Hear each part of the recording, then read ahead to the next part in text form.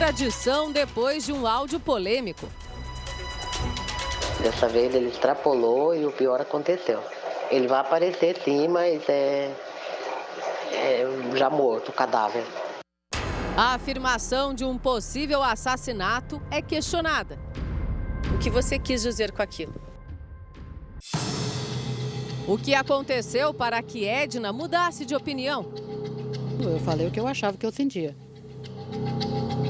A ausência de notícias faz com que o caso ganhe contornos de um crime. Nós nunca descartamos nenhuma hipótese. Edna, a ex-esposa de Antônio, decide quebrar o silêncio e explicar o conteúdo das polêmicas mensagens que ela enviou, sugerindo que o ex-marido estaria morto. Dessa vez ele extrapolou e o pior aconteceu. Ele vai aparecer sim, mas já morto, o cadáver. Antônio sumiu às pressas de casa, deixando tudo para trás. Documentos, os passarinhos na gaiola. Deixou até mesmo o chinelo que foi encontrado aqui no terreno, jogado no meio do mato. Levou apenas o celular. E deixou muitas dúvidas também. Antônio fugiu para se esconder? Foi vítima de um ato criminoso? O que afinal existe por trás desse sumiço?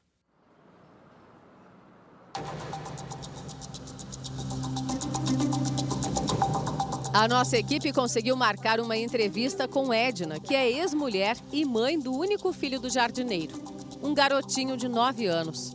Depois da primeira reportagem exibida pelo Cidade Alerta, ela muda de opinião sobre o que pode ter acontecido ao ex-marido e explica os motivos de ter acreditado tanto em um possível assassinato. Eu quis dizer pela vida perigosa que ele leva, sempre brigando com todo mundo, discutindo, mexendo com a mulher dos outros, filho dos outros, então ele tem uma vida perigosa, foi isso que eu quis dizer. E isso eu relatei várias vezes para ele mesmo, que ele corria risco de vida porque você não pode andar mexendo com as pessoas, maltratando as pessoas gratuitamente, por isso. Você alertava ele sobre isso? Era um alerta, sim. E falei para a família num tom de alerta também, porque eu realmente, às vezes, eu acredito nisso. Edna lembra da vez em que precisou registrar um boletim de ocorrência contra Antônio por violência doméstica. Isso foi em 2019, quando já estava divorciada do jardineiro, que invadiu a casa dela e atacou com uma faca o antigo companheiro dela com quem teve a primeira filha. Porque eu, depois da invasão dele da minha casa, até hoje eu faço tratamento psicológico, eu tenho uma sensação que ele está sempre atrás de mim, então eu faço tratamento ainda. E foi para precaução, para ele saber, embora isso não barra a pessoa, quando é uma pessoa ruim, não barra, não é uma protetiva que vai barrar alguém, que tem muitos casos por aí que acontecem. Mas é um tipo de eu estar um pouco mais segura, digamos assim, por isso que eu pedi a protetiva. E foi expedida no mesmo dia a protetiva. Mas há controvérsias na opinião do cunhado de Antônio, que mora no Rio de Janeiro e gravou um vídeo para rebater as críticas e as versões sustentadas por Edna. Esse evento, recebemos informações de vizinhos que, ao chegar na residência para poder buscar o seu filho, houve um conflito, uma briga, ao qual ele recebeu uma pasada e, segundo informações, ele se defendeu. Uma briga recente com a ex-cunhada e o companheiro dela, com quem Antônio dividiu o poço artesiano que fica no mesmo terreno, chegou a virar alvo da investigação. Embora Edna não acredite que o conflito mereça ser objeto de suspeita. 5 dias depois que ele já havia desaparecido, você foi a primeira pessoa a voltar aqui na casa. Você limpou o local, guardou algumas coisas. Você tinha a chave ainda do imóvel. Por que você veio até aqui, né, depois dele já estar desaparecido? Porque a primeira pessoa que minha irmã chamou, como eu disse para vocês anteriormente, a gente tem o poço que é coletivo, que é das duas casas, né? Ela usa e eles usam. Tem um contrato que é assim. E eu vim na inocência para fechar a casa e esperar ele voltar, porque eu acho que eu ia fechar e deixar a chave, guardei a chave por alguns dias aqui na planta, para quando ele voltasse ele achasse a chave, foi por isso. Os lixos, de fato, eu tirei mesmo, eu tirei a sujeira, essas que estão ali, eu não cheguei a jogar fora. Você limpou a casa, lavou a louça, mexeu na cena que poderia ser até de um crime. Sim, isso eu mexi. Na inocência, porque se eu soubesse que era assim, como eu falei para vocês, eu nunca me deparei com uma situação dessa, então para mim é tudo novidade, né?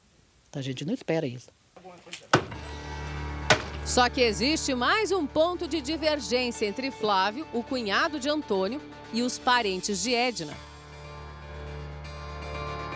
Antes de sumir, o mesmo mandou uma mensagem para o ex-patrão e para o ex-amigo, né?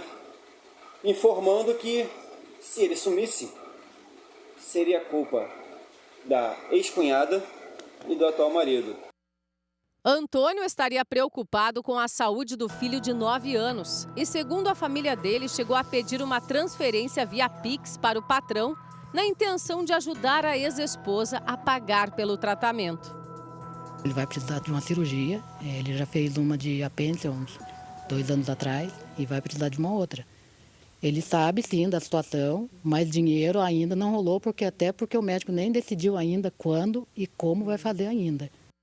A polícia segue em busca de alguma pista que indique uma direção até mesmo para o próprio rumo das investigações. Nenhuma possibilidade pode ser descartada. E todos os conhecidos de Antônio são considerados suspeitos até que provem o contrário. Algumas pessoas já vieram prestar depoimento. Entre elas, o patrão a quem Antônio pede ajuda instantes antes de desaparecer. Mas até agora o caso é tratado como um grande mistério.